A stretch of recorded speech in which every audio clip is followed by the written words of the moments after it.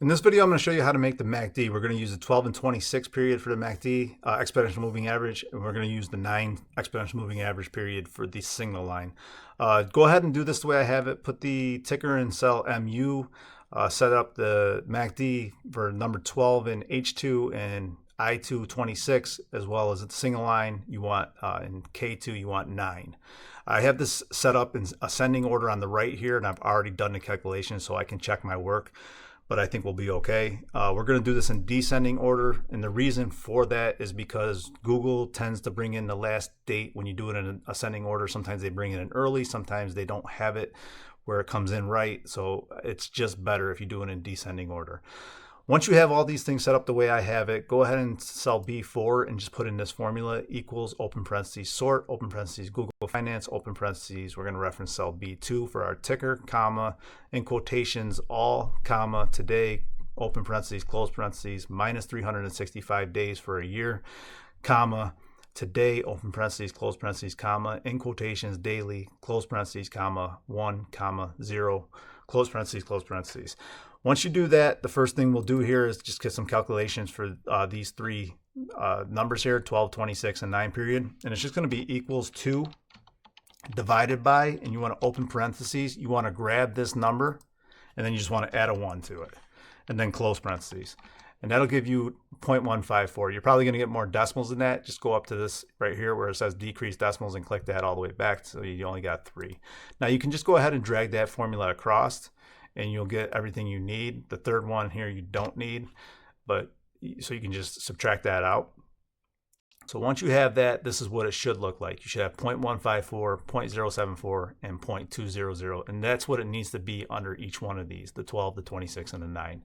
So let's go ahead and go down and we'll do some calculations now. The first thing we'll need to do is get a 12 period average. So it's just going to be a simple average. So we're going to grab that for 12 periods of the close,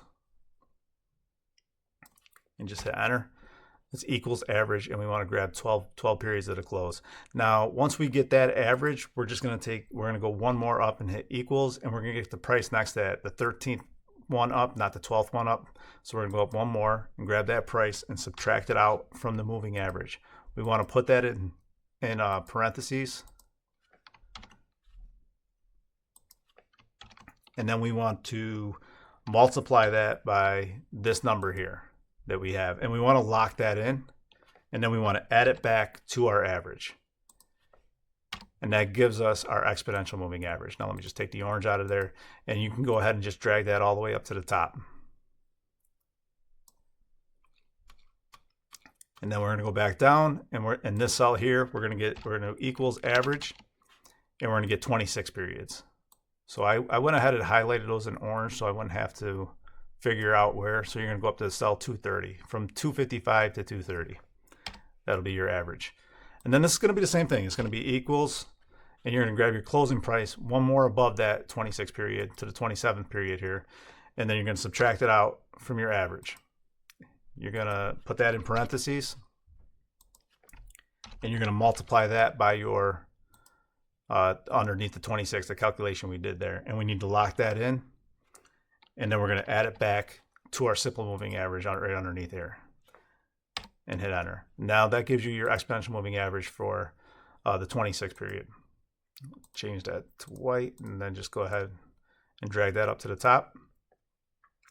Now to get your MACD line, we just need to go down, and all we need to do is hit equals and subtract out this number from this number. So we're going to grab this number first on the left here, the far left, and then subtract out the 20. We're going to subtract 26 period from the 12 period, and that'll give us our MACD. And then we'll drag that up, and that gives us our MACD line. So we'll just drag that all the way up to the top. Now we have our MACD line. Now to get our signal line, it's going to be a little different. We're going to actually take an average for 9 periods of the MACD. So it's going to be equals average, and we want to grab 9 periods. Let me just make that bold so you can see it. And then the same thing here, you're going to hit equals, and you're actually going to grab the first MACD one above where you just grabbed the 9, so the 10th one, and you're going to subtract that out from the 9 period average of the MACD. We'll put that in parentheses, And then we're going to multiply that by this number here. And we're going to lock that into we always want to lock these three numbers in. And then we're going to add it back to the average of the MACD. And that should give us our signal line. We'll make that bold. And we will drag it up to the top.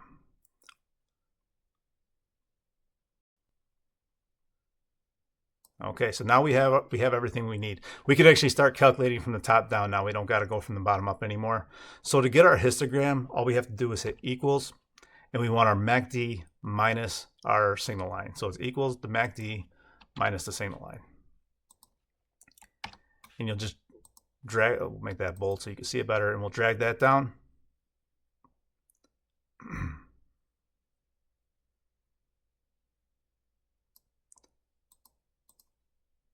I had us doing it from the bottom up. That's why we had that in orange. So that gives you your histogram. So the reason you have a positive number is because the MACD is higher than the signal line. Even though they're both in negative, that just means they're below the zero line.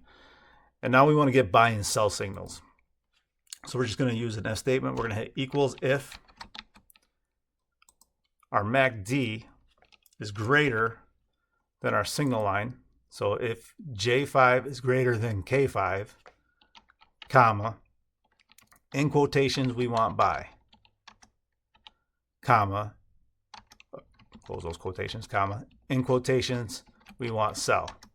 So it's basically saying if it's greater we want buy, if not we want sell, and that's all you have to do, and then you'll get buy and sell signals based on that. So you can go ahead and drag that down.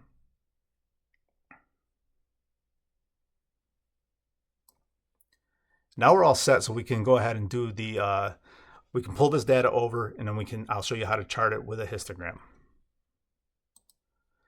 So I've gone ahead and paused the video, and we're going to chart this on a separate page. So I made some headers here, so just do this in I did it in Q4, date, MACD, signal line, histogram, and buy sell. We're only going to be charting the first four, but I still like to bring over to buy sell.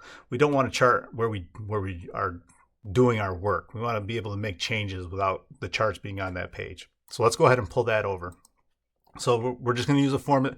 You need to be on the new page here, and then you're just going to, right underneath date, you're going to type in equals and sell Q4 if you're following along. And then we'll go back to our page and we will grab our date. And for me, I do the MACD for 90 periods. That's plenty for me. 90 days tells me enough. You can do it longer if you want, but for this tutorial, I'm just going to do it for 90 days. So since we're already in cell 5 here, we got to go down to 94 to get 90 days. So 94. And then, I'm sorry, it was not equals. It's equals open curly brackets. So equals open curly brackets, and then grab everything down from B5 to B94. And then you want comma, and then you want to do the same thing for the MACD. You just want to grab everything down to 94.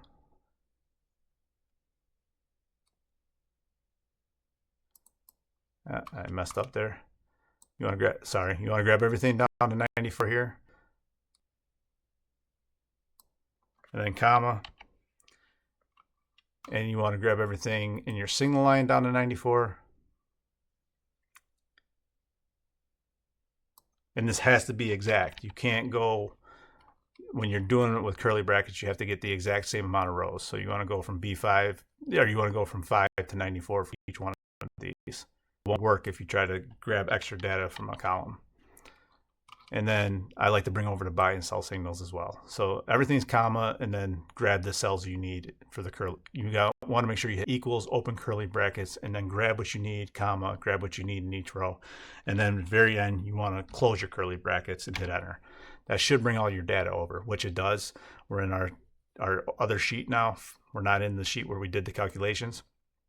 So now what we're going to do is we're going to go ahead and make a chart. So we're just going to grab these four, the date, MACD, signal line, and histogram, and highlight them all, and highlight it all the way down.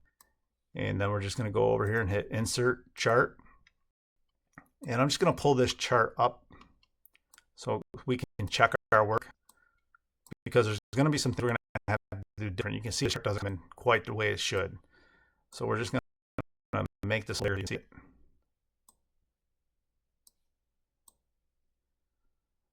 So the first thing we're going to have to do is change this from an area chart.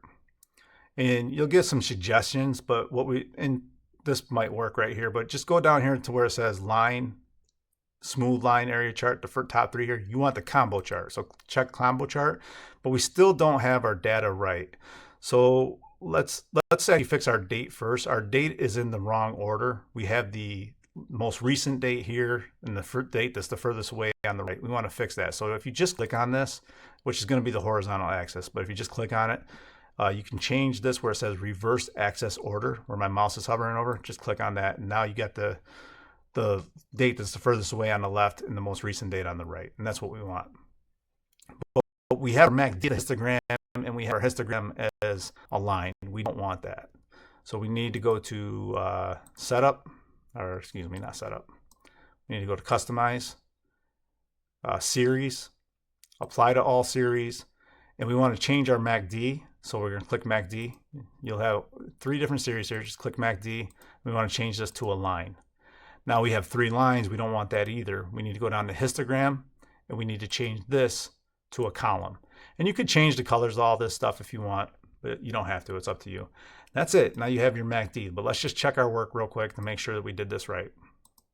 If I hover over this, it's 2.44. The histogram is 2.44. The MACD is negative 0.47. The MACD is negative 0.47. The signal line is negative 2.91. That's what we have here, 926, 926. That's it. You can make some adjustments to this chart. You can change the colors. You can change the title up here. You can click on that and change the title. Do whatever you want. That's how you make the MACD for the daily MACD with a histogram. I hope that tutorial was helpful. If it was, consider hitting the like and subscribe button, and thank you for watching.